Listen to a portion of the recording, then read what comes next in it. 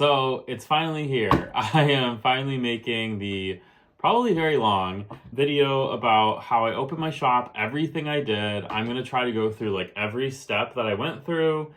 And hopefully this is just going to be a video that will maybe inspire you, but also just give you some more information about like what it takes to set up a shop, everything that I did at least to set up my shop, and just kind of going through that entire process step by step. I have a bunch of notes. I'm gonna split this video up into a bunch of different sections. So if you're more interested in one thing or the other, please feel free to skip around. Again, this is gonna be a pretty long video, so grab yourself a drink, maybe even like a meal, honestly, and hopefully we'll get through this together. I have myself a nice glass of water and my Pikachu cup, very cute. So yeah, we're ready to go.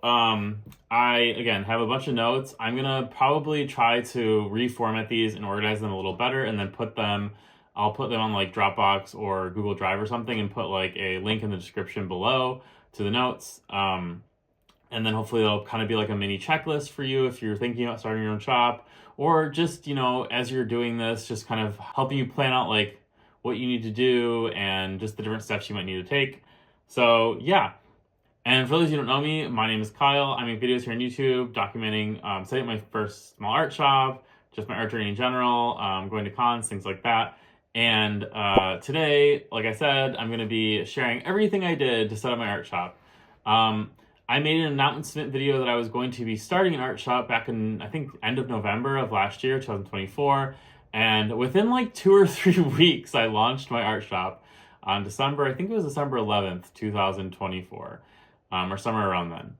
And it's currently up and running, and I've had a couple months under my belt now to kind of get used to the ins and outs of it, setting it up, and then running it in general. So I'm hoping to provide you with some helpful and interesting pieces of advice that, you know, I didn't really think about, and kind of have a more comprehensive place for all this information. I referenced a lot in my other videos, a video by the YouTuber and artist Leecha, I think her name is, and she made a video similar to this, and I'm kind of trying to do my version of that video because I found her video insanely helpful. It was one of the only videos I could find that like really was so comprehensive and just went through every step by step, and it really made me feel more confident in being able to do this. And I, you know, again, like want to share what I did and hopefully help you feel more confident and just feel, you know, somewhat encouraged or inspired to this if you're thinking about doing it, because you definitely can. It's just a lot of work, but it's definitely manageable, especially if you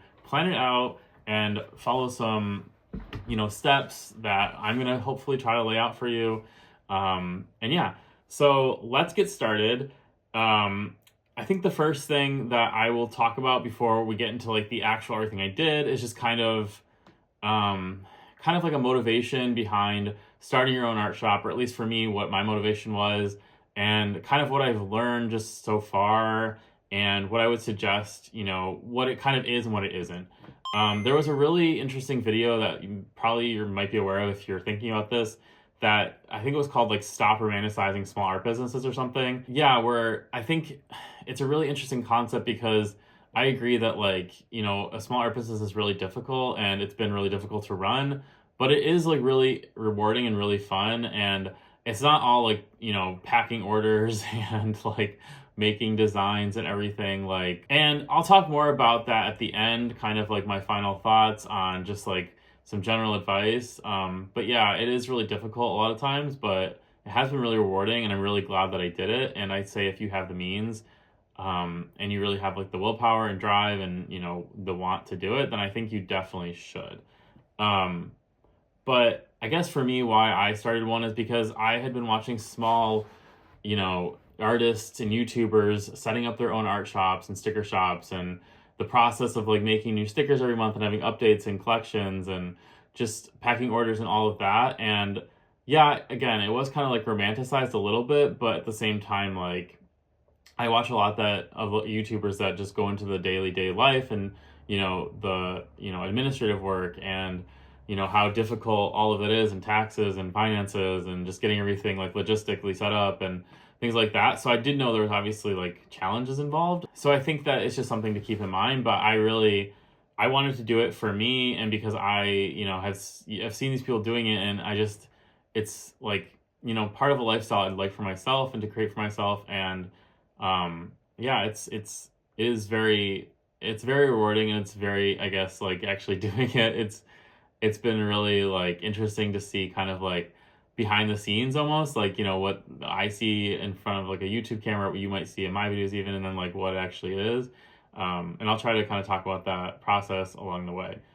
But I think that I would say if you're doing this just to make a little extra money, I feel like there's a lot easier ways to make a little extra money. So, especially at first, I think unless you have like a really big art following on YouTube or um, like Instagram or any social media, then I think you're gonna probably find it's gonna be difficult to get sales at first. And it's going to be a lot more work to get sales than you might think, even if you have a following. I've been watching some videos, and one of my favorite YouTubers, she has about like 75,000, I think, followers on Instagram, and like 50,000 followers plus on YouTube. And when she does shop updates, she only gets like a few hundred orders, which is a lot of orders, obviously. Like, that's a lot. But if you think about it in terms of how many followers she has and how many people she's reaching out to, it's like not that big of a percentage of her total followers.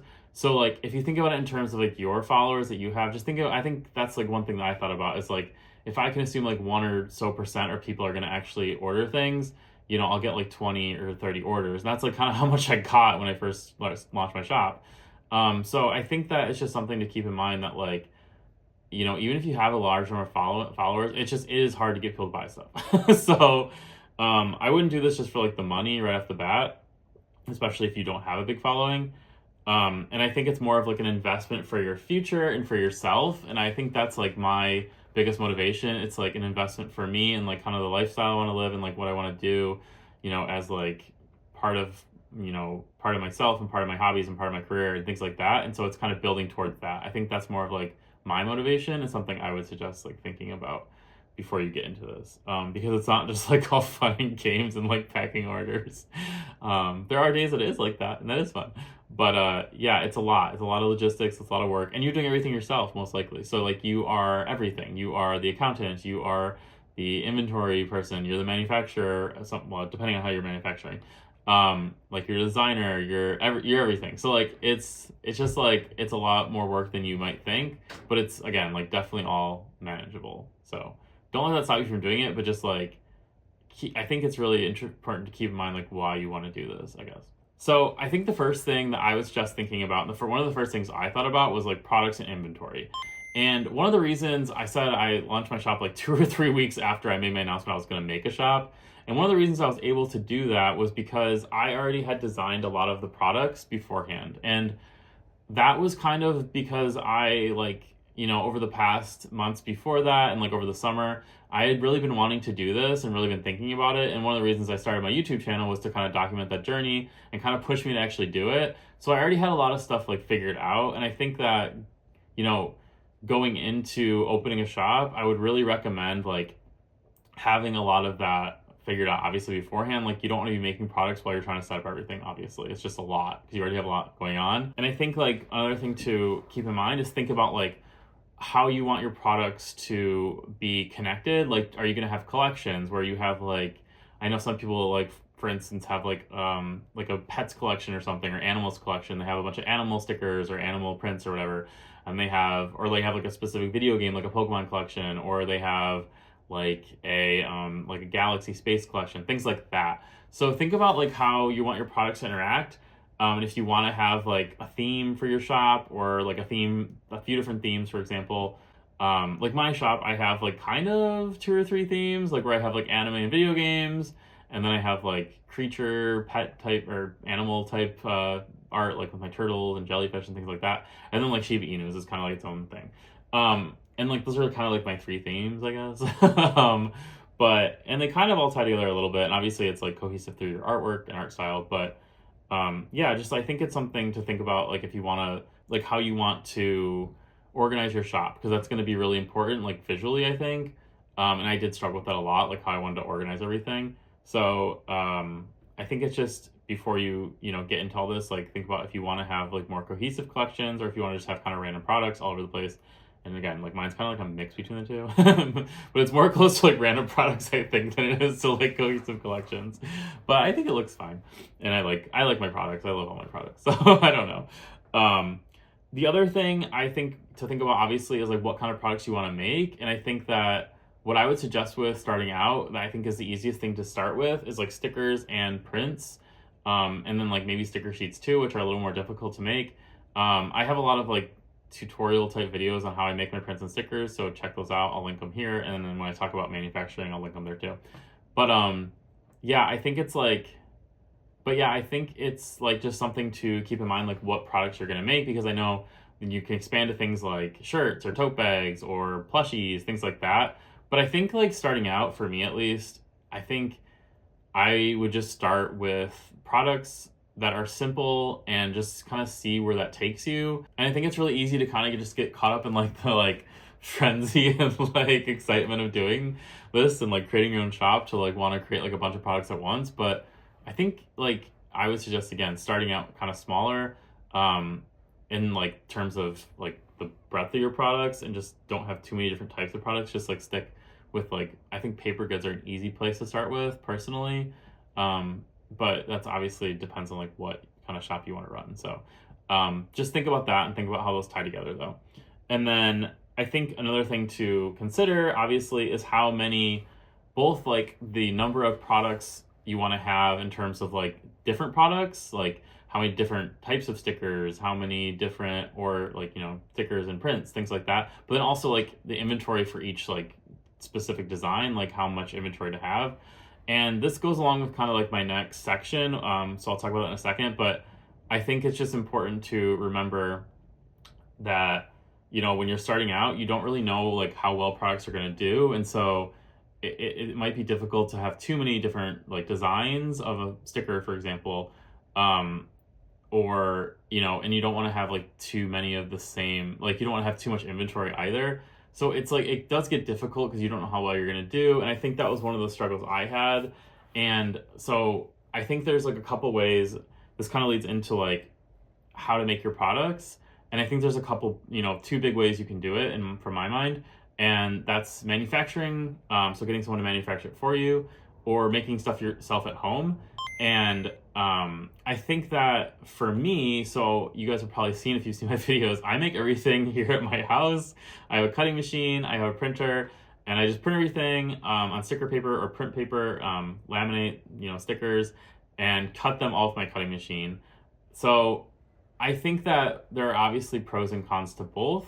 So in terms of manufacturing, and what I mean by manufacturing is, I mean, you send your designs to like a manufacturer, either like a local manufacturer or like, like a nationwide one.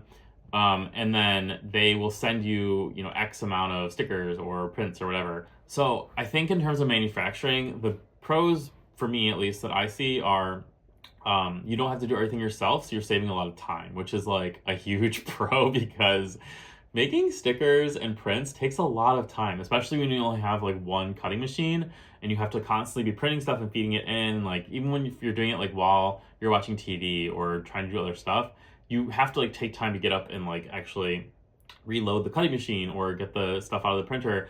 And like, yeah, it sounds kind of dumb, but like it does like interrupt what you're doing. So you can't really do anything that requires a lot of focus. At least I can't.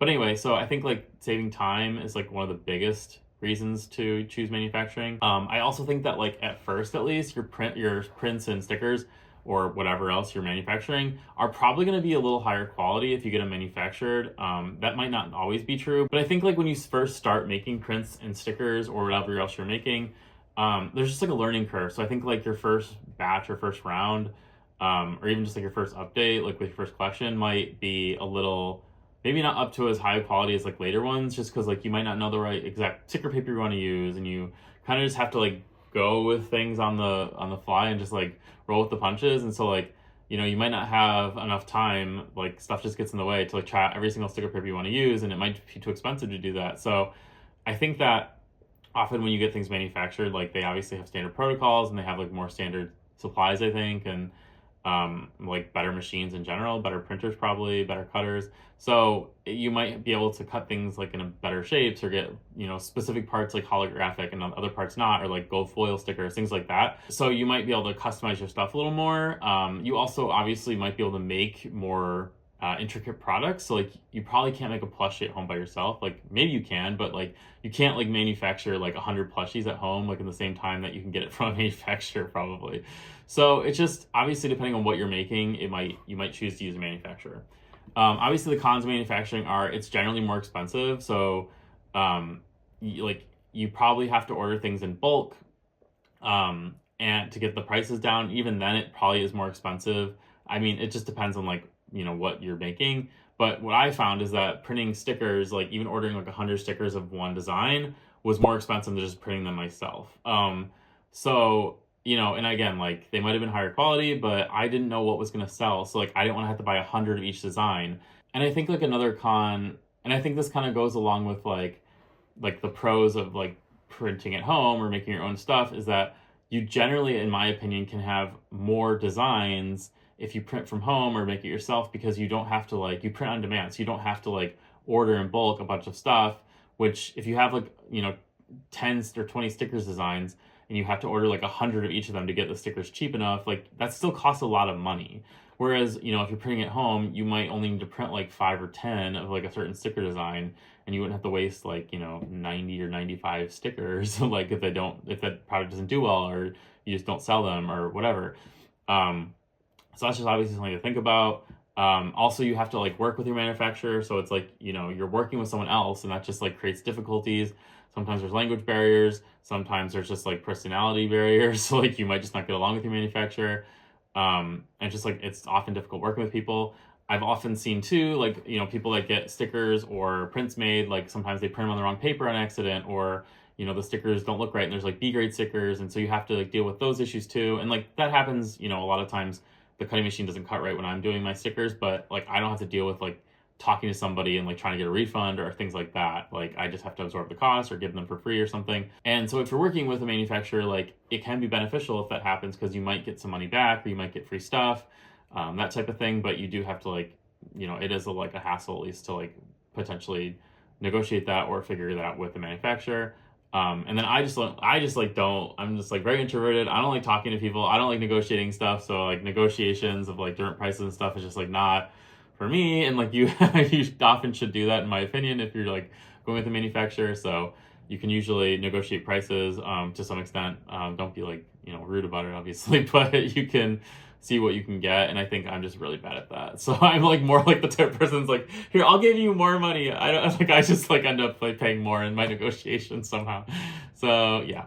But yeah, so in terms of like the pros for printing at home, like I said, I think the biggest one is that you can like print everything on demand and just like not worry about a product not doing well, because you just don't print it then. You just don't make it and you're not wasting money. So in my mind, it allows you to have more designs and more products, because like you can just print the ones you need. And then like I said before, in kind of the cons of manufacturing, you also generally save money when you're doing it by yourself. And this is both coming from the same fact of like not having to buy in bulk, but also generally like I think each sticker just costs less. Yeah, you do have to spend money up front on like supplies and like the inventory, but each sticker or each print themselves just costs less.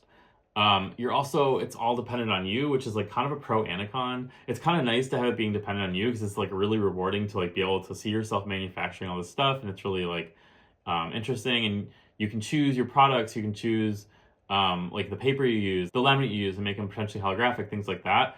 And it's really just like rewarding, and I think it's more creative, and for me at least, and I like that. But all these things are also kind of cons, because like you have to figure out the sticker paper to use. So you might have to spend more money on figuring out the sticker paper, but then like once you do, like you probably are saving money. But it might like there's just more upfront costs. Like you have to pay for a printer, you have to pay for a cutting machine, you have to pay for the supplies to do all this. So it's a lot more upfront costs. But I think that also like in the end, if you were gonna sell a bunch of stuff, you're gonna save money, in my opinion, at the end of the day. And if you already have a lot of this stuff, like then it's easier to justify, I guess. And I already had a lot of this stuff from like previous like ventures or wanting to do this, so it was easier for me to justify. I just had to spend money on like buying sticker paper, for example. and I paid off like that, and I'll talk about expenses, but I was able to pay that off with my the sales that I got my first.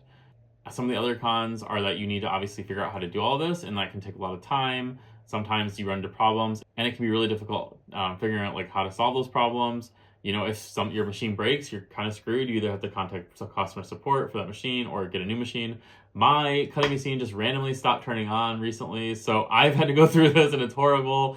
So yeah, it's just you can run into a lot of issues like that. So if you're going to go with a manufacturer, I think it's really important to obviously research manufacturers. You can do things like Alibaba, or you can look at your local manufacturers. I think it's really a good idea to I think personally what I've heard is it's really a good idea to use local manufacturers because it's just easier to work with them. And like supporting small businesses is really nice too, of course. But then you just are able to go into the store and talk to somebody, and it makes the interactions a lot easier. So I would suggest doing that if you can. But if not, I know a lot of people like Cat Print. Sticker Guru, I think, is another one that people use. So I would just suggest looking around. I think one of the things that I like to do a lot is just go around the art community and see what people are using and kind of gather information and just help that inform my decision. So I think that's a really good thing to do. And you can find a lot of videos out there that talk about that. Similarly, if you are going to be making them at home, I think also you should be researching different printers, different cutting machines, different sticker papers and art print papers, things like that, and what you want to use. I actually have a video that kind of talks about what stuff I use. So if you want to check that out, I'll link it here or here, wherever the cards are. And I talk about all of that. So I think it's just something to keep in mind that you have to do a lot of research either way, but it's definitely worth it in the end because you want to be able to make the best product you can. Okay, so the next thing I want to talk about is where to sell your stuff. And I think in general, again, there's a couple of options. Well, there's a few options, but a couple general categories. And I think the one is a marketplace type option, like Etsy, or your own store. So Shopify, I think Squarespace or Square also have stores. So I use Shopify, and I've also used Etsy. So I have experience using both. And I'm going to do another pros and cons type thing, kind of similar to the last section, but I think that both options are good options. I think it just depends on your personal preferences in business and situation. And I'll try to kind of give you a sense of what I think makes sense in terms of where you're at. So if you're unfamiliar, Etsy is a kind of a marketplace, kind of similar to what you kind of almost Amazon, where you can go and browse different products, you can search for things, and it's more of kind of a place to put your product, and you have your own individual store, but it's within the Etsy community, obviously. So it's nice because some of the pros are that you get the chance to be found through Etsy. So if someone's searching for a specific type of sticker, for example, in the Etsy search, you might come up as one of the searches. And it's pretty cheap to use, in my opinion. I think you pay $20 or so to get started. And then you have to do a verification where you put your ID in, and then I think verify your face, things like that. And then you pretty much just upload products after that. At least that's how it's worked for me, is I just upload things, and every listing I think is 20 cents. So you have to pay 20 cents per listing. And then I think you get some fees taken out of the list, the price as well if it sells. So you get a portion of the price. So you're paying fees to Etsy, obviously. So that's kind of the idea on how it works. Some of the pros are that, again, it's cheap to maintain, because once you pay that initial $20 fee or whatever it is to start your store, you only pay 20 cents per listing. In 20 cents per listing, if you're selling things for tens or dozens or hundreds of dollars, it's really cheap. If you're selling a sticker though at $3 or $3.50 or $4, 20 cents is kind of a decent chunk of that sticker. So that's just something to keep in mind. But in general, I think it's pretty cheap and maintainable. You also don't really have to deal with setting too many things up. You have limited customizations for your store, but it's not you're setting up your own website. It's not as, I think, intensive or difficult. So that's kind of nice. I guess one of the cons of Etsy, now starting the cons list, is that it's just so oversaturated. So you're probably you might be found, you might not. It's just really, I think, up to chance at this point. It feels very difficult to be found on Etsy, I think, for a lot of people, I've heard. And I think that's just I guess my point is yeah, before maybe you didn't have to market as much. You could rely on Etsy's like search to do it, and people just going to Etsy and searching there. But I think now if you're on Etsy, you're still gonna have to like do a lot of marketing for yourself. So honestly, at this point, I don't think it's even really a pro Etsy. I think it's almost a con where it's just like so oversaturated. It's crazy. So that's one of the things to consider. Also, like I said, like every listing's 20 cents, and that again can eat into your profit. You're getting fees taken out of your profit as well.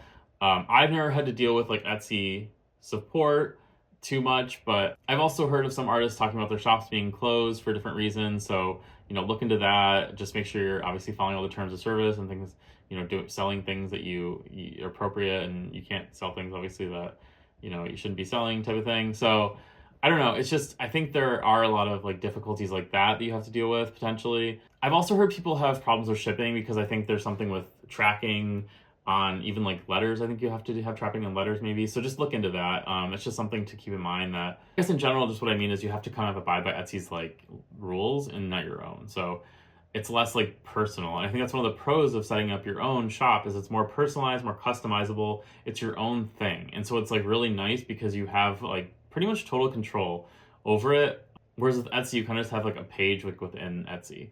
So it's really nice to have your own store and just have like everything be yours. At least I really like it. And it's really like fun to set up and customize.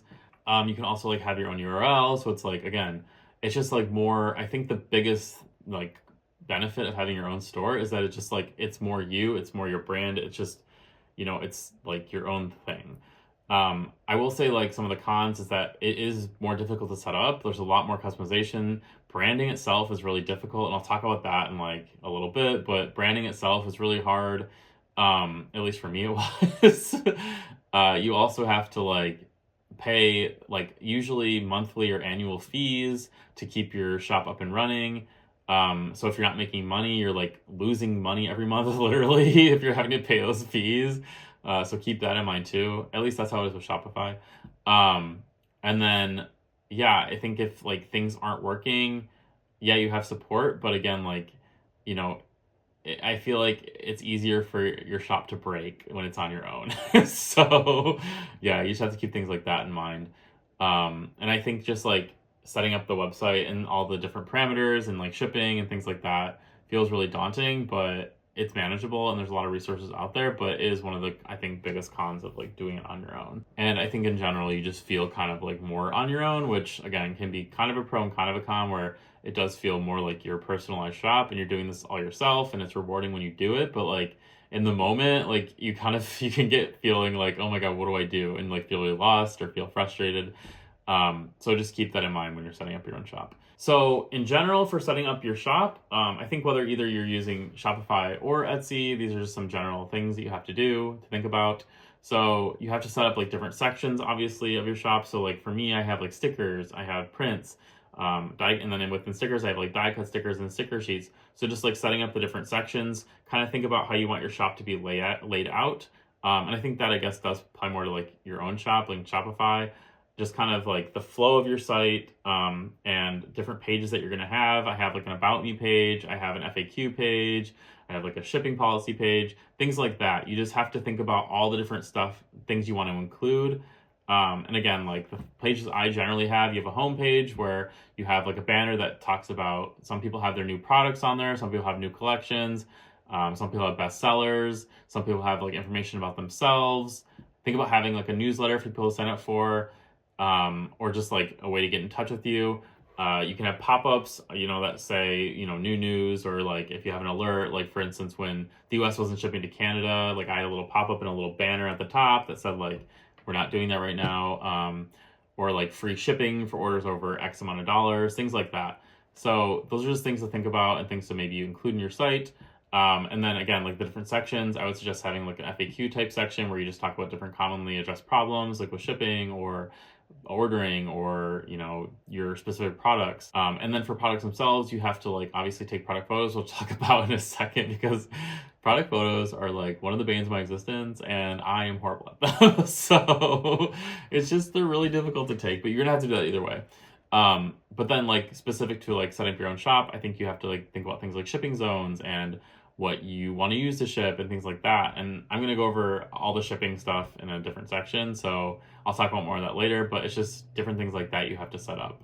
And then thinking about pricing as well, which I'll also talk about in a different section. But yeah, so I think one of the biggest things that I found really difficult and was kind of surprised that it was so hard was branding. And I think like things to think about when you're branding is just like how you want your shop and just like your like everything that's surrounding you to look and feel and like the aesthetic. So I think I would try to recommend like thinking about picking colors that are cohesive throughout like your Instagram, your YouTube if you have them, your shop. Think about picking fonts that are, you know, consistent throughout your website.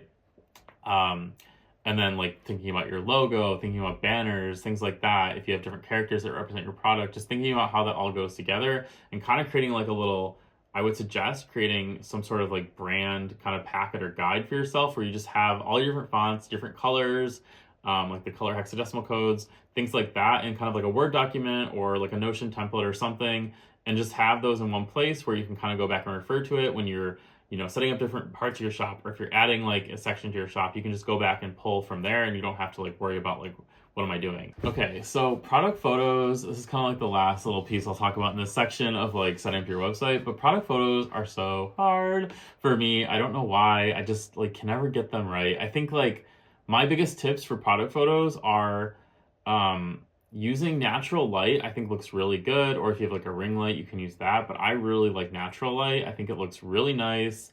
Try to think about like your products and like kind of how you want your shop to feel, like in terms of, you know, some people take their product photos outside or in nature. Some people have them in front of like plants. Some people have them just like, you know, scattered around like their desk or like within notebooks. You can show, you know, yourself using the product, like putting a sticker on like on a journal or something, or things like that to just kind of like demonstrate like what it looks like. I think a lot of people like showing like products.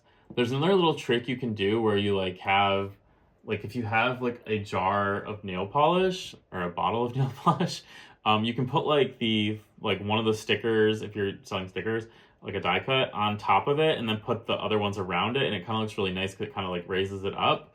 And that's like one like little trick I learned. And I would also suggest taking multiple photos, just so that like when you go back later, if you don't like some, you can just hopefully use other ones. I would suggest also like going in and like kind of not retouching them too much, but like some people like to like draw little cute designs around the photo, or I like to blur the background. I actually have like a video, a vlog where I like show kind of my process, and I also show my process of taking product photos. So I'll link that somewhere here. Yeah, I think that this is like a really big, like for me, a big hassle, but just something to think about. And I think it's going to take longer than you think. So just like give yourself time to do it. I would also suggest, like, again, like not overly editing them, because you want them to be as representative of your product as possible, obviously.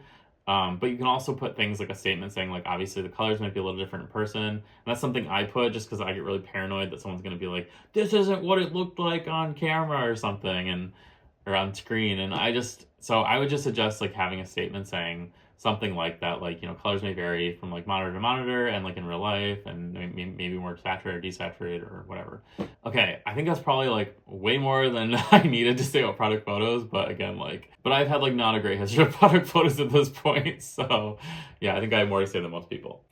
Okay, so let's move on. And the next section is going to be pricing your products. So I think pricing my products was like one of the like less difficult things out of this whole process. So I'm not going to cover too much, but I think there's just a couple things I want to say. So one, I think what is really good idea to do, or at least what I did, is look around other shops and see what their prices are.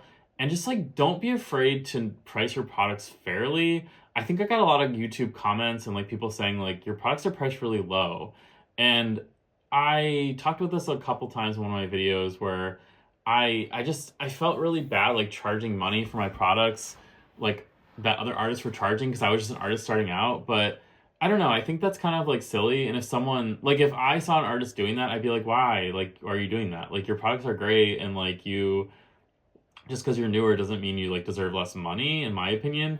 So I think that like just keep in mind like pricing your products, and like valuing your products, and like don't be afraid to price them fairly for what you think is fair. So I think like in general, my suggestion is obviously think how much you're going to make from each product. If you're making them yourselves, like take into account like how much the inventory costs, or like the supplies cost to make like that specific product, and then like obviously subtract that from the price. Think about like shipping, if you're going to be charging for shipping, or if you're going to be like shipping things yourself like for free, like you can calculate that dough price. You're trying to make money at the end of the day, and so just like remember all the costs it takes to like make the product. Okay, and so that like leads kind of into shipping, which is like I think this is one of the reasons why I didn't start my shop is like sooner than I did, because I was so nervous about shipping, and I still feel like not great about shipping for numerous reasons. But I think logistically, in terms of like setting up shipping in Shopify, for me, it was really daunting, but it's actually not as difficult as I think I was making it. Um, so I think before I get into all that though, I'm gonna just talk about like shipping materials that I use, and that some things that I think you might not realize you need, or some things you might want to think about. So obviously, like for shipping, you need to have something to ship your things in. So like either boxes, some people use like rigid mailers, or like bubble mailers, or just envelopes. And I think you can all get these things like all customized, or customize yourself. One thing that I do is like for envelopes, when I send just things in like an envelope for like stickers, or like just like one or two prints, I like to print on the envelope, just put it in my printer, and then print like a design on it. I think it looks really cute. And then beyond just having like things to, send your stuff in, you also might want to think about having some sort of like baggies, like glassine baggies, or cellophane baggies, things like that to put your products in. Even inside the envelopes or inside the rigid mailer, it's like a fun experience to like unwrap a product. Like some people wrap them in tissue paper, some people put them in glassine baggies with like stickers on them. That's kind of what I do, if you ever seen my packing videos.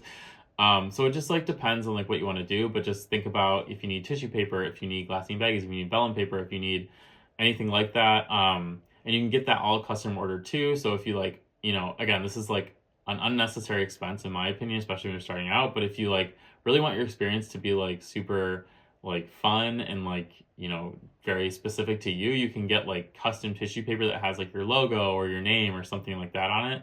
And that's really fun. And you can like look up places to do that. So it's just things to think about. You can also use like washi tape to decorate things. You can decorate the outside of your packages.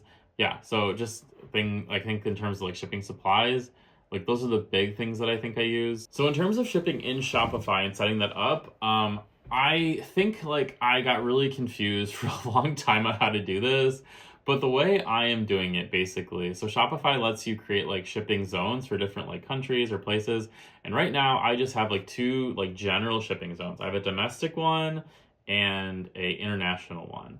And so how it works in Shopify, at least for my store, is Shopify will like calculate the like shipping rate for a product, or like for like a order, I guess, like multiple products potentially, for somebody, depending on like where they live and where I live.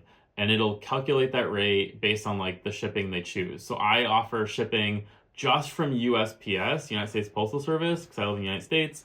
Obviously, if you don't live in the United States, like this is going to be probably different for you. You can also customize to an extent like what type of shipping you want for different products. So like I have a rule in my shipping settings that says if you only order like, X amount of products that is less than like an ounce or 2 ounces or whatever, so like a few stickers or like a sticker and a print, for example, you have an option of just getting it sent through the letter mail, and then I just pay for a stamp. I don't make them pay. It's like free shipping essentially. And you can also have rules saying like if you order over $50 or $100 or whatever, it's free shipping. You can do that domestically or internationally. Like you can set that within your shipping zones. So I think like I got really like confused about how to do everything, or like thinking I had to like make specific rates and like do that myself. And I think part of my confusion was one of the videos I watched, like they were talking about having to like calculate rates for different areas and then setting flat rates. And at least in Shopify, the way I'm doing it, you don't have to do that. You can just like, it will calculate it for you and then like charge the customer a certain amount of money for shipping, and then that is all you have to do, and you don't have to worry about it. You can set flat rates for things if you want. So you can like create, like if you say, anywhere in the US, I'm going to just charge you $5, and then the customer will pay $5, and then you'll pay for a shipping label no matter what price it is. So essentially, like, what is happening, and this is what was also confusing me, is that the customer's paying for shipping and they're just paying like an estimated rate, and then you yourself are actually buying the shipping at like a certain price. So the customer's paying like what Shopify says is probably going to be the price, and then you buy this shipping label either through like Shopify or Shippo or Pirate Ship or something, like some other like third party. You can buy a shipping label saying like, I'm gonna, ship this through USPS. Here is like the postage I need, like the shipping label, and you pay for it yourself. I think that's what was like really confusing to me. But again, in Shopify, it's like not super difficult. It calculates everything for you pretty much. So all I do is like I put in weights for each product, I put in the weight of the box, and then I have like, specific conditions that I say, like if it's under an ounce, you can get it in letter mail for free, and I'll just send it in a letter and put a stamp on it myself. And if it's over that amount, then it's going to charge them for shipping depending on where they live, either internationally or domestically. And then they're going to pay a price, and then I get the order. I see the order in Shopify, and then I pack the order, and then I buy a shipping label, saying like, I want to ship this through United States Postal Service. Give me a label for it. This is how much it weighs. This is the box I'm using, and then I buy that. So that's like kind of like how shipping works in Shopify. I don't know if that was like more confusing or less confusing, but like hopefully I did an okay job explaining that. If you have any questions, like comment down below and I'll try to explain it better. But I like think that, again, that was like one of the biggest things I was confused about and kind of scared about, like sending my products with shipping them. And it wasn't just like the physical act of shipping, which I also was annoying because like stuff can get lost, but it was just like the having to like buy the shipping label and not realizing that was that process, I guess, or like create shipping zones. I got really confused. In addition to obviously like the whole shipping process, you have to, like I said, buy a shipping label or buy stamps. One thing I realized is if you use ShipStation, you can buy stamps, or like you can buy like essentially the postage. You like not necessarily a stamp, but you can buy the actual postage like through, like it's technically through stamps.com, but you don't need a login for that. You just need the login for ShipStation. It'll let you like weigh your letter, and if your letter weighs more than like 1 ounce, technically you need more than one stamp for it, but like you don't need two stamps. Like you just need one, and then like 20 cents or however many cents it is. So it's just something to keep in mind that you can do that. You have to pay a fee for ShipStation obviously every month. I think it's like $10. So if you're like not making that back, like then don't do it. Obviously, it's just something to keep in mind, that there's like options out there for like if you want to send things by letter mail and you don't want to have to like pay for stamps. I mean, you can also just go to the office, like the post office, and get like a specific cent stamps and just add them up onto the envelope. So it's up to you. But yeah, and then my shipping labels I either get through ShipStation or Shopify, or Pirate Ship. Pirate Ship is free, so I sometimes just like look to see how much it is, because sometimes you get discounts through different services. So I use one of those three. I just kind of look at what the different prices are and then like pick the cheapest one. Okay, and before like I get into like sales tax and other tax stuff, I just want to say like I am not an accountant. I'm not like giving you legal advice. I'm just sharing my experience and kind of my understanding of it. Take it with a grain of salt, do your own research, but like, yeah. And obviously this is from the perspective of someone who lives in the US. So if you live somewhere else, it's going to be probably different for you. So I think like one of the things that kind of goes along with shipping is sales tax. And so you have to charge, at least in the US, how I understand it, is you have to charge and collect sales tax for anywhere you have like an economic nexus. And if you have a small business, I wouldn't worry too much about this. Like go look up what that means. But essentially for me, it's just like in the state that I live. And for you too, if you're starting out, it's probably just going to be where your business is located. So probably in the state that you live, most likely. So you just have to collect sales tax for people that order like from that state. So if anyone orders in North Carolina, for me, for example, I have to collect sales tax for them. And to do that, you need like a sales tax ID. So just like make sure you're going through all those steps, like go and apply for that. It's free. And you can get that and then start collecting that. And you have to pay that every so often, either every month or every quarter, depending on like what you, the different things you put in when you enter to get your sales tax ID. they'll tell you like how often you have to pay it, and then you just have to pay the sales tax to the state on the items you sold. So it's not that difficult. It sounds more scary than it is, but Shopify like is really good about it, and they'll just like it's integrated kind of into Shopify, and I think Etsy too will collect it for you if they have to, if it has to be collected.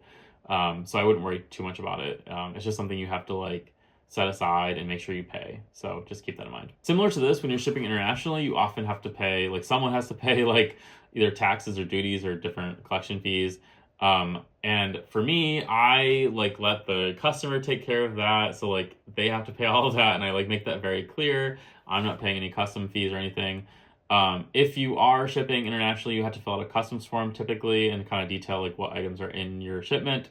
But if you ship through like Shopify or Pirate Ship, I think also does it. They like help you. They basically like generate that for you, so like you don't have to worry too much about it.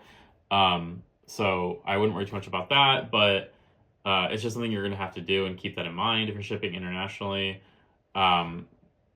And again, I think that one of the things that I would recommend, and I kind of talked about this when I was saying, when I was talking about setting up your shop, I would have like a FAQ or like shipping section where I talk about like all these things and like say, you know, if you're shipping internationally or if you're ordering internationally, you're going to potentially have to pay these fees. I'm not going to pay them type of thing. Just like be very clear about all your policies, and then like, you know, people still can get upset or like still not like read the parts or whatever, but just be very clear about them.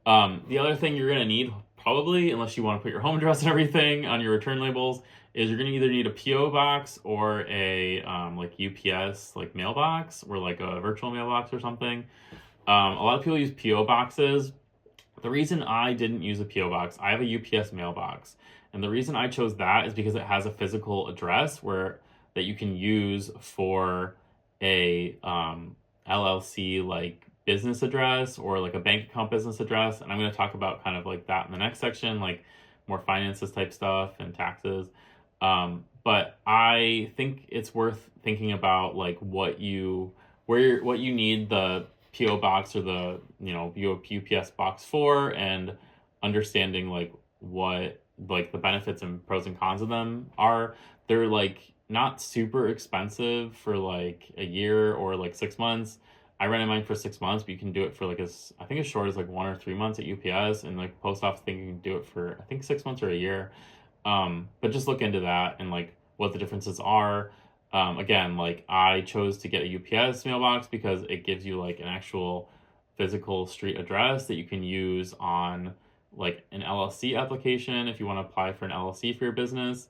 Whereas you cannot, at least in North Carolina, you can't use a PO box. So that was just something to keep in mind. Okay, so with that, we're going to talk about finances, which is like the not fun section, but it's the necessary section. So yeah, let's start on that. Okay, so regarding finances, it's kind of more going to be just like business practices and finances, I guess, because I'm going to talk a little bit about like LLCs and business bank accounts, and then also like your expenses and things like that, and then also taxes.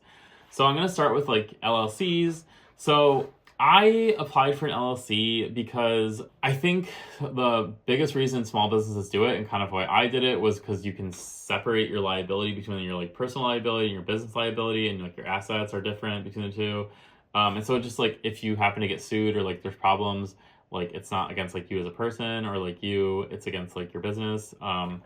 So at least that's how I understand it. So I think that's just something to like read into if that's something they're interested in. I don't know if it's like necessary to have an LLC when you're first starting.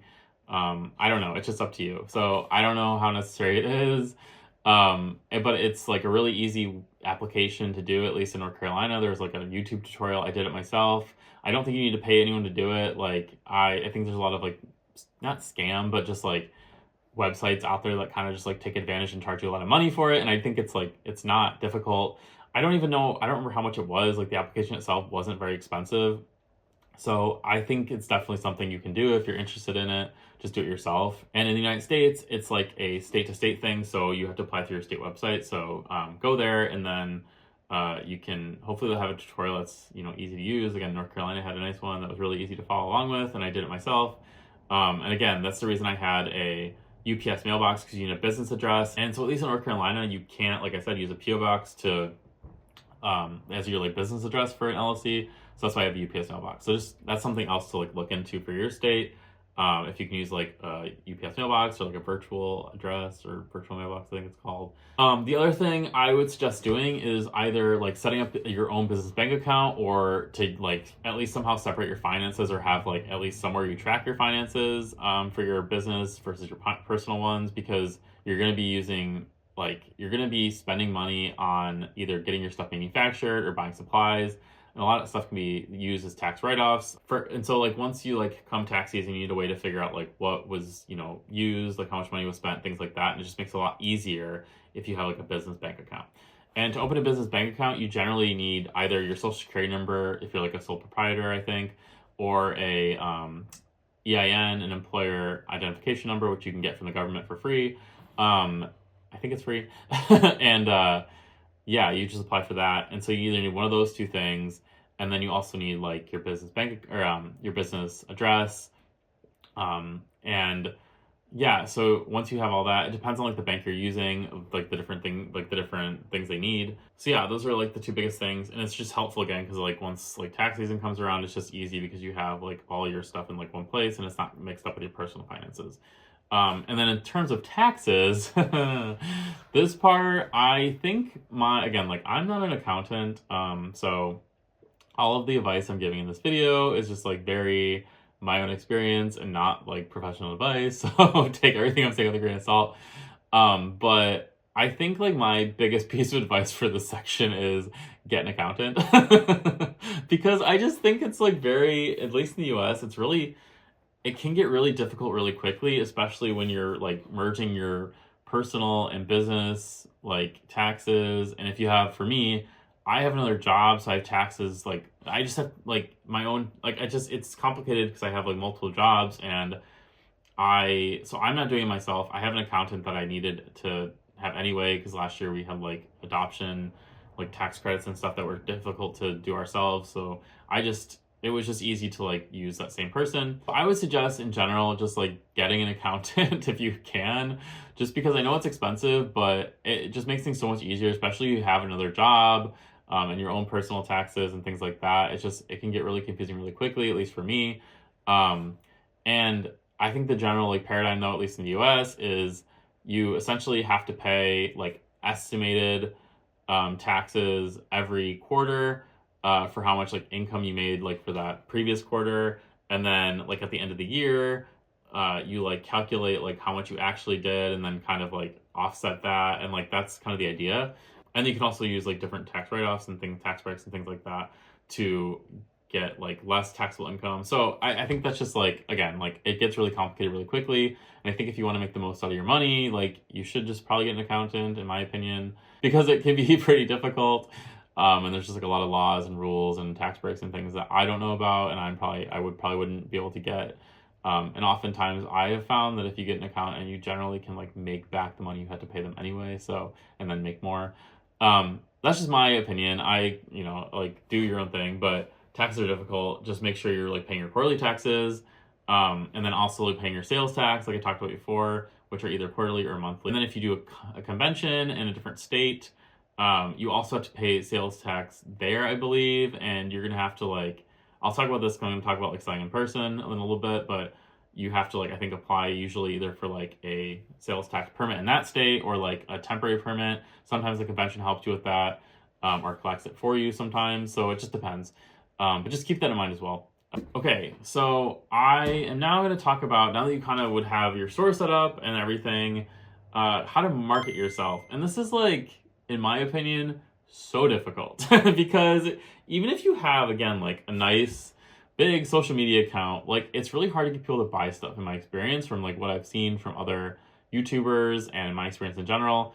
I think it's just like especially in our economy right now, I think things are so expensive, and like it's just people aren't buying as many like non-essential goods, I think.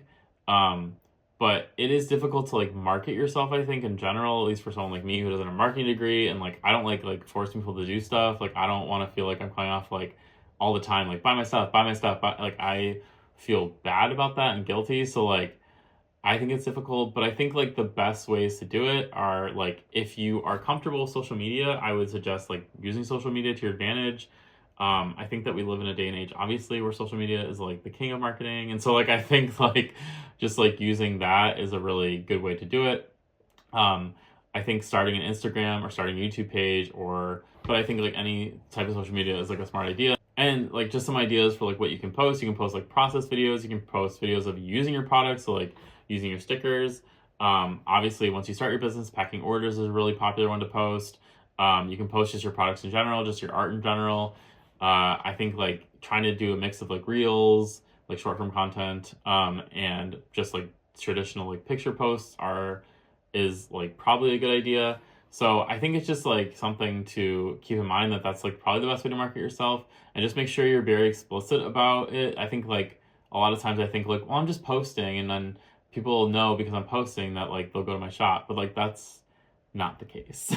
So you have to be very explicit about like putting your links to your shop and putting like, and I think like it's really important to like put an ask, or I forget like what the actual word is for that, but like tell them like what to do, like say like, you know, go to my shop, or like here's the link to my shop, and be very explicit about it, because like if you don't, they're like not going to. So, and they might not anyway, obviously, but it's just like I think the more explicit the better, and showing like product photos and things like that is really important.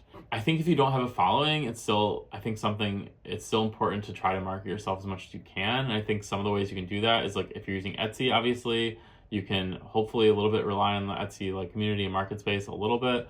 I wouldn't rely on it too much, obviously, but it's just something that like you can try going to Etsy, putting your stuff on Etsy if you feel comfortable with that. And if you don't feel comfortable like sharing your like personal self or anything like that on social media, you can have an account that just shares your pictures, obviously. And I think that's totally fine. A lot of artists do that. But I would still suggest like at least starting an art account somewhere, because like you never know what's going to happen. Like one of your posts could blow up, or you just like can gain some sort of following, and at least like gain some followers and audience that are really like loyal to you and like your stuff, and hopefully you can gain some traction that way. You can also consider like selling in person at like small events, or even just like handing out business cards, or even just like stickers or like samples of your work.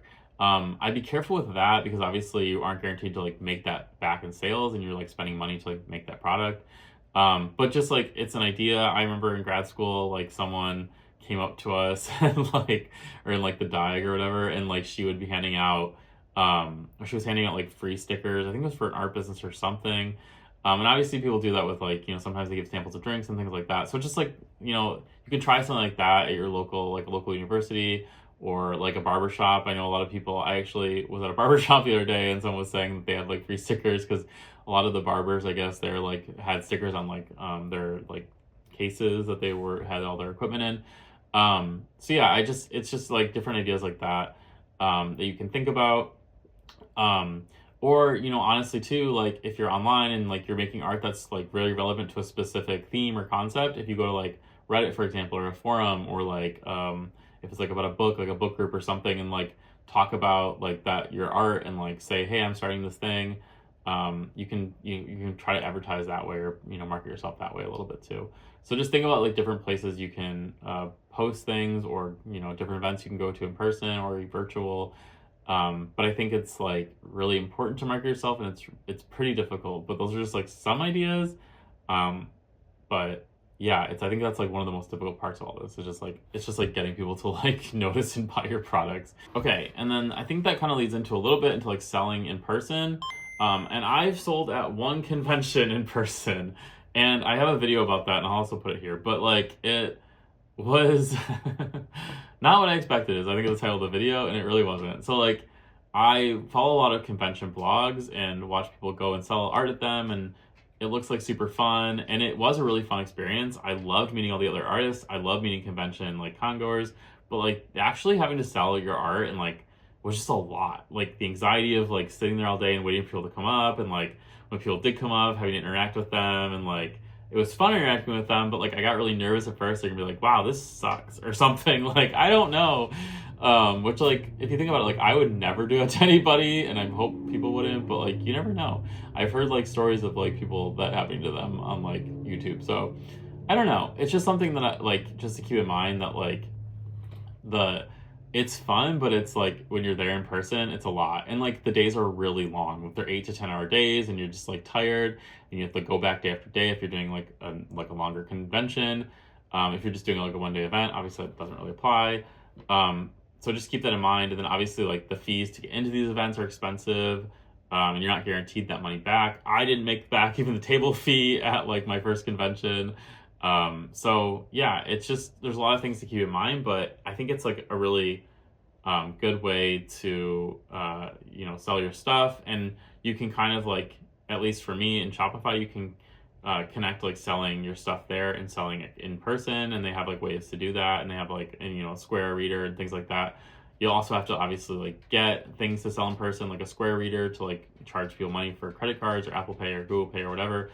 And then you'll have to like obviously make more products because you have to have them there. You can't just make them on demand while you're there, obviously. So it's just a bunch of things you have to think about. You also have to obviously have a sales tax permit, like I was talking about before. And then like applying to the cons is really difficult. And like right now getting into cons is really difficult. I was watching a video the other day from Julianne Doodles, who if you know her, she's like really, really popular and she has really great art. And she said she didn't get into any convention she applied to in April or March, except for like, I think the one that she was talking about that she got into. So like, it's crazy. It's just really like difficult right now. So I think just like selling in person is a lot.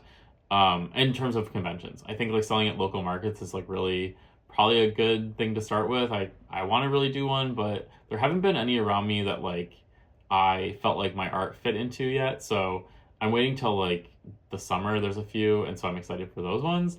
And I need to apply to those still, but yeah, it's just something to think about. Yeah, and so it kind of goes a little bit along with like starting your shop and like selling your products. So I thought I'd just like bring it up briefly, but it's a fun experience, but it's a very different experience than selling online. Okay, so I'm going to talk about really quickly how much I spent overall on this entire experience.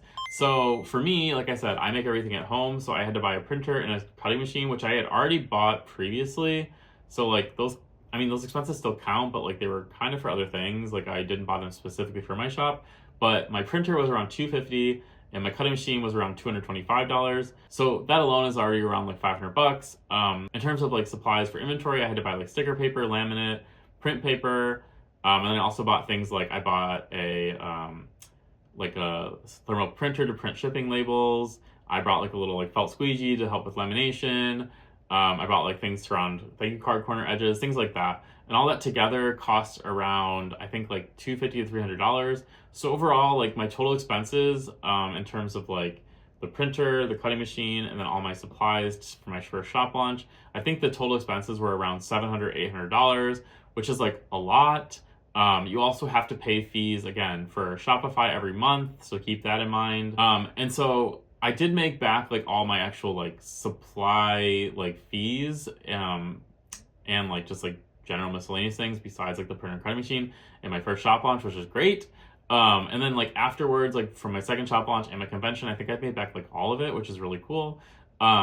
So that's nice, but it is like a lot, like a big investment to begin with. So I think like definitely set aside like at least like I would say like $500 to $1,000 if you can to start up your shop. Obviously go higher, set aside more if you can, just because like you want that like extra like safety net in case like you end up spending more, you have to spend more money.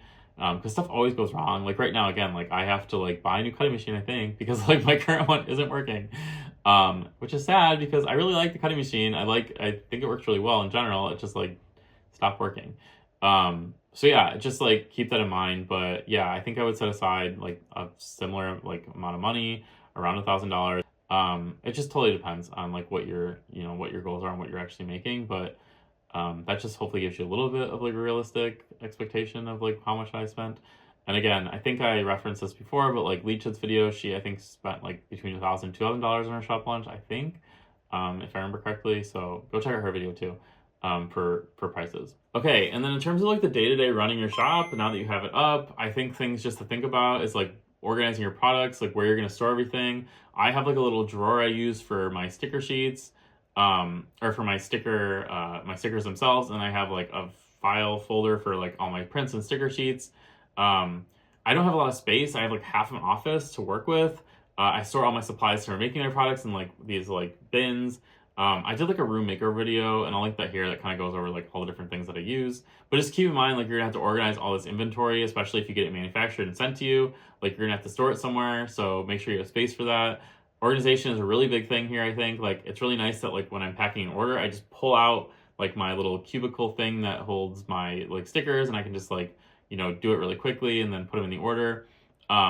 So I think that that is like really essential to like running your business day to day. It's just like having good organization. I'm not very organized, so me saying that like means a lot. So then in terms of like packing orders, like I think I would suggest, at least what works for me, especially with a part-time job and a child, is like packing orders every like couple days. Like, don't just pack orders every single second you get them. Like, I think like it's okay to let them accumulate for a day or two. And if you have something in your shop that says like, give me like 2 or 3 days, or like allow 2 or 3 days for processing of your order or whatever before it ships, like then that, gives you a little leeway. But I think like there's obviously some days that you just like, it just takes a long time, because like packing an order for me takes like one order takes like probably like 5 to 10 minutes, which sounds like insane, but I just like might like to double check everything. You have to print off the shipping label and like pack everything up and like make it look nice. So just like keep that in mind, that like if you have like 10 orders, it can take you like probably like an hour or so to pack all those orders potentially, or like a half hour. So like, I don't know, just like keep that in mind, that it's like it might take you longer than you expect to pack like orders. At least for me, again, like I'm more neurotic and just like paranoid about like not giving them the right products, or like double checking everything. But yeah, so I think just allow yourself more time. And so I think like packing on specific days is like a really good strategy. And then like taking stuff to the post office or having it picked up at your house or apartment is also like something to keep in mind, like different days to do that, or like have drop off days or something. And then also I think it's something to think about is just like in the future, how you're going to do shop launches and like have collection updates. I think it's like really important to like at least try to, after your first shop launch, just like define different times you're gonna have updates, and like just have those planned out and plan far in advance. Because if you do it all at the like last minute, you're probably inevitably not going to be able to get everything out in time. So I think just like try to plan as much as you can, I guess, throughout the year, and try to update along the way. So yeah, I think just something to like, while you have your shop, just keep in mind that you're going to want to like create new products, obviously, and update them. So just give yourself time to market in advance, and create the products and do all of that. So, okay. And so final thoughts on everything after I have opened my shop successfully and run my business for a couple months. I think that it is very challenging, but very rewarding, very fun, but it is really difficult. And there's a lot of ups and downs. There's a lot of like disappointment, I think, when like things don't go well, or like when you don't get orders for products that you think are going to do well, things like that. But I think you just have to like roll with the punches and not let things get you down. I would suggest like, just make sure that you're ready for like things to like not go well, I guess. That sounds really like pessimistic, but just like, I guess just like be prepared and mentally prepared to like, for just like obstacles that you're gonna run into that you might not have ever thought of. Like, I didn't think that I was gonna like have so much trouble with like product photos, and like it literally almost stopped my shop launch from happening for like the day it was supposed to happen, because I just like was just running into so many issues. So I think just like trying to give yourself enough time to do everything, and trying to like, time management is a really huge thing, and again, like something I'm really bad at. And again, I mean, I have like a full-time job and a kid and like other hobbies and stuff, and like friends that I want to see and family. So like, I know I have like all of that too. And so like, I think just like making sure I, set time aside to do this, and not like, and give myself adequate time and like kind of like extra time to like anything that happens, I think is really important. And I would suggest, again, like if you are planning to like do a shop update or even just a shop launch, just make sure you give yourself enough time to prepare for it. And like set, I guess like my advice is to kind of like set goals along the way and try to meet those goals, or try to like meet them earlier than normal. Because then you just like are setting yourself up for success, I think. And again, like I think the biggest challenge for me has been like just the idea of marketing. And I think it's really difficult to market. Again, like when you're running your own small business, you're everything, including the marketing and advertising department. So you have to do that. So like, even if you didn't like sign up for that and you just want to like sell your art and create your art and share art with people, like unfortunately you have to like learn about that as well. Yeah, it's a lot. So it is difficult. That process of like growing your business and getting sales has been the most challenging for me, but I think that's like to be expected because I think it's just like a difficult thing for any business really. Um, so yeah, I think like in general, I would suggest if you are thinking about doing this, definitely prepare, but don't let it intimidate you too much and don't over prepare. So what I mean by that is like don't let your fear of like not being ready or like feeling you need to like do everything perfectly or make everything super prepared. Like don't let that stop you from doing it because like I think for me that was one of the things that like stopped me for so long is like I felt like I just like wasn't ready and I didn't know what I was doing and like I feel like you're probably just like never gonna know what you're doing and like you're never gonna be perfectly ready. So I think as long as you like are doing things like watching videos like this and like thinking about the different things you're gonna have to like set up and getting products ready and starting to think about like where to sell and like then signing up for those websites and doing things like that and building your social media presence and like growing your audience, like I think that you'll be fine. I just think that but it's always going to be like a lot. It's always going to be overwhelming, especially because like you probably have never done this before if you're watching this video. So I don't know. I think you should just like give it a chance and give it a try. But yeah, hopefully this video like helped prepare you a little bit for that and like both terms of like expectations of like what the process is like and then things maybe you didn't think about or things you don't didn't know you had to like consider and if there's anything that you feel like I left out or you have any confusions about or you want any more information about, please feel free to comment below. I try to respond to all my comments on time, but recently I've been dealing with a lot of stuff from work and personal stuff, so I've just like been really behind on that. And if you want more videos like this that kind of document my experience and how-to things about how I run my business, how I make my prints, things like that, again, feel free to subscribe. And if you like the video, feel free to like the video. Yeah, and thank you so much for being here. I hope this was helpful to you or at least enjoyable to watch. I know it was really long, so thank you so much if you made it this far. And yeah, hopefully, this will be a place that you can go back to if you are thinking about doing this and like go back and rewatch different parts. I know I've done that with so many videos that were super helpful. I will link some of my favorite resources down in the description below, so feel free to look at those as well. And yeah, I hope this again was helpful and thank you so much for being here. I hope you have a good rest of your day or night. And yeah, I will see you next time. Bye.